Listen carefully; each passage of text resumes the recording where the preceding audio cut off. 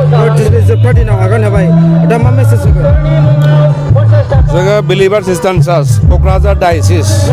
नैबे 24तम एनुवेल कन्भेन्सननिफ्राय समाजखान्थिसिम आरो गासै रायजो राजाफोरनिसिम स्पेसियेलि जोंनि गिर्जानि पारिसफोरनि मेम्बारफोरनिसिम जोंनि नैबे माने एनुवेल कन्भेन्सननि तरफनिफ्राय जों बुंनांगौआ मेसेजआ बेनो जे जोङो समाजखान्थिनि गेजेराव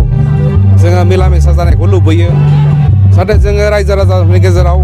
राङारि डेभेलपमेन्ट जानायजों लोगोसे जोंनि जे सोमोन्दो न'खरनि होन समाजखान्थिनि होन बेबायदिनो पलिटिकेलनि बेलायावबो होन जोङो मिला मिसा लाबोनो थाखाय जोङो प्रार्थना खालामो आरो इसोरनो जों बियो आरो जिखुनु जों बे नैबे सभा खुंनायनि गेजेरजों जोङो मेसेज हरनो थाखाय जोङो सानदोंमोन बांसिनै माबे आयदाखौ नोजोर होनानै नैबे हाबाफारिखौ लानाय जादों नोंथांमोना बांसिनै बबे आयदाखौ नोजोर होनानै हाबाफारिखौ लानाय जादों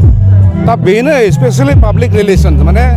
जे मोनसे सहभागिता होननाय जिनिसा जों आथिखालाव नुनायखौ नुनो मोन्दों आरो बेखौहाय मानसिफ्रा माने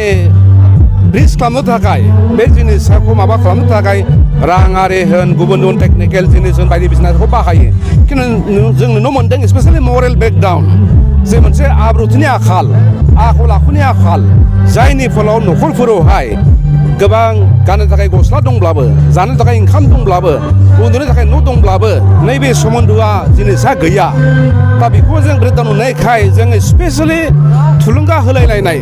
मोजां बानजायलायनाय नैबेनि सायावहाय जों बांसिन सोनारनाया दिनैहाय नैबे हाबाफारिया जोंनिहाय जोबथि सानाव आगान होबाय मा बुंगोन बे हाबाफारियावहाय जों बेखौनो बे नोंथांमोननि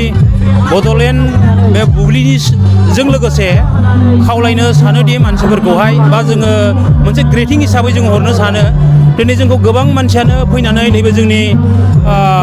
बे एनुवेल बे 26थि बे खुंनायावहाय ओमफ्राय गोबां मानसियानो गोबां गुबुन गुबुन गिर्जानिफ्राय गोबां जायगानिफ्राय फैनानै जोंखौ मदद होबाय बेनि थाखायनो जोङो जोबोद साबायखर जाहाथे